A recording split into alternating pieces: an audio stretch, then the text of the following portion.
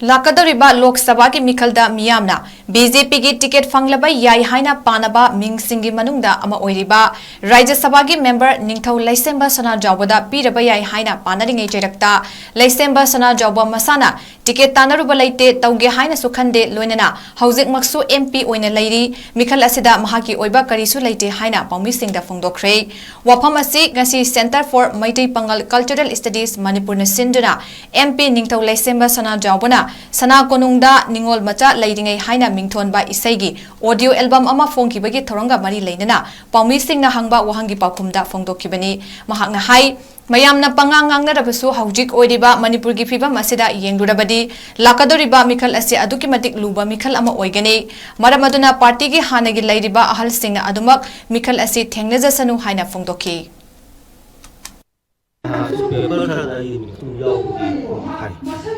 Adu tasena ibu haijo hargadi ko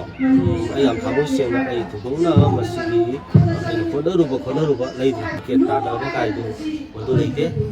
aduga oger su khande maramdi ai jodum ai agera parora ai sabagi pi hoina lejeri ko aduna ai bodo to ko bisleite adu mayam no budi pangang ni aduga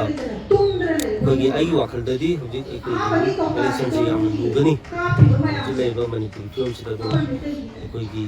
party ki hali su BJP koina madam sang wajar ko me am su adigi hani ki jo ji MOS so su lebi di ba jan leidi adigi party ke te de sera jam leidi ta do ma koi do ko su do ko kogi di ase party ki kai ka tamo na ni pirak kam mi do de ko ko isa Amarobda ngasi pangthokiba thaurammaduda Maitai Pangal Igi Khongul Liva Foundation ki President BM Yaima Saha Music Composer amadi Director 𝗧𝗘𝗏𝗓𝗓 Maitai Pangal Council Manipur ki President Haji Arafat amasung Manipur Maitai Pangal Welfare Organization ki President Boboy Kori Mayumna saru yaki isai asi Dr. Rahaizuddin Sheikh Samuna iduna Mohit Rahim amadi 𝗧𝗘𝗏𝗓𝗓 Music Direction pibani isai asida Maitai amadi Maitai Pangal ani ki marakta lainariba igi mari amadi Fam kaya da saruk yaduna ngamkhai ngaknaba honakibaga loinana thawai thakraba kaya adubu saithaduna sakli isai fongbagi thoram maduga mari leinana ningthau laisemba sana jawbana phongdokibada ningthau khagembagi matamdagi khundaraklaba maitai pangal singna yamna wahan thok leina puthokpa isai ni maitai pangal singna ningthau khagembagi matamda landa thauna fana mating pangbagum tha tara helaklaba irang asidasu achouba mating pangduna leiri asumna maitai pangal singna awa nungai kaya da maitai singi mateng pangduna lakli khangdaba kanana pangangang labasu matam amagi history da hauzik thoklebe irang asida maitai pangal na achoba thodang lawki haiba khanglakani